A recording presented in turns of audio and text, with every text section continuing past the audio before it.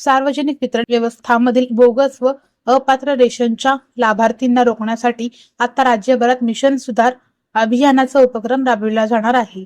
आधार database व सार्वजनिक वितरण व्यवस्थांमधील माहितीचा मेळ घातला जाईल। 10 निकषाद्वारे जिल्ह्यातील 71,956 लाभार्थींना वगळले आहे। जिल्हा पुरवठा विभागाने जिल्ह्यातील 11 तालुक्यात सर्वेक्षण केले आहे।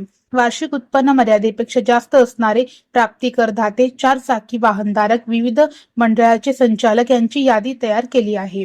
मयत व्यक्ती, दुभाष नावे, दीर्घकाळ धान्य न घेणारे व स्थलांतरित झालेले लाभार्थी वगळण्यात आले आहेत। ई-केवायसी व आधार पडताळणीतून संशयित रेशन कार्डची सत्यता तपासण्यात आली। जिल्ह्यात 71,956 लाभार्थ्यांना वगळण्यात आले आहे। 5,000 बनावट प्रकरणे आढळली आहे। जिल्हा पुरवठा विभाग सक्षमपणे मिशन सुधार अभियान राबवित आहे।